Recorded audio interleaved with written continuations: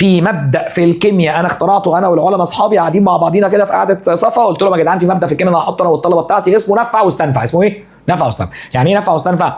يعني انا مش هعمل تفاعل كيميائي غير لو انا همشي 2 الكترونز لازم اللي قدامي ياخد 2 الكترونز، لو انا همشي 3 الكترون لازم اللي قدامي ياخد 3 الكترون، لو انا همشي 1 الكترون لازم اللي قدامي ياخد 1 الكترون.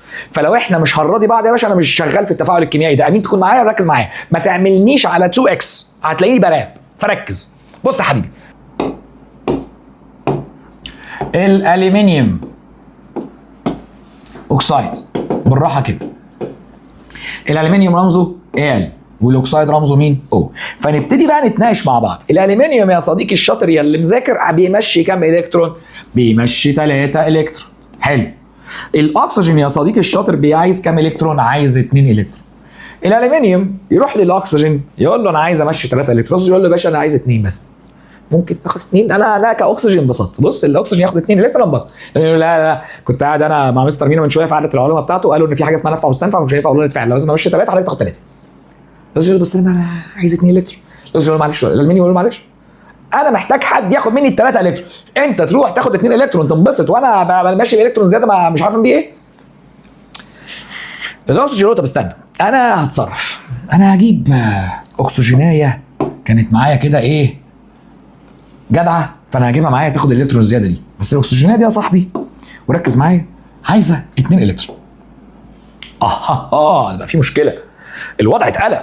الالومنيوم دلوقتي بقى بيقول للاكسجين من فضلكم خدوا ال3 الكترون، الاثنين اكسجين مع بعض. يقول له معلش والله ما فاكر نفع واستنفع اللي انت قلتها لنا من شويه؟ انت عايز تمشي 3 احنا عايزين 4 بقى. قال لهم طب يا جدعان خدوا ال3 خدوا 3 وشوفوا حد يديك. معلش والله نفع واستنفع. انت عايز تمشي 3 لازم احنا ناخد انت عايز تمشي 3 احنا عايزين 4 مش هنتفاعل. الالومنيوم يقول لك طب استنى كده اشغل مخي، طب ما اروح انا كمان اجيب الومنيايه صديقتي الجميله الجدعه اللي عايزه تمشي 3 الكترون. كده الاثنين الومنيوم عايزين يمشوا كام؟ 6. الاكسجين عايز كام؟ 4. تتقلب الايه، يجي الاكسجين يقول للالومنيوم بتستجدع معايا كده تديني ال4 الكترون.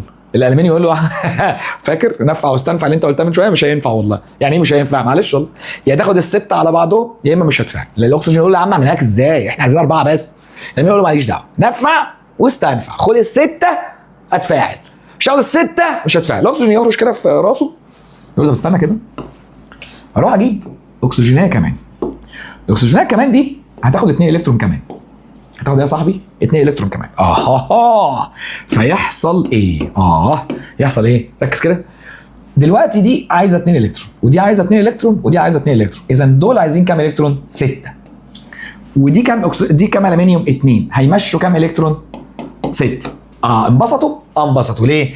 الاثنين الومنيوم هيمشوا 6 والثلاثه اكسجين هياخدوا كام؟ 6. يعني هنا ده نفع وده استنفع. دول مشوا 6 ودول اخدوا كام؟ 6. يعني كده الرمز الكيميائي ايه؟ انت ايه رايك؟ معاك كام الومنيوم؟ 2. معاك كام اكسجين؟ 3. فاذا الرمز اصبح Al 2 منه والاو 3 منه، فاصبح الرمز الكيميائي الومنيوم اوكسايد. جت منين؟ 2 الومنيوم يشبعوا ال3 اوكسايد.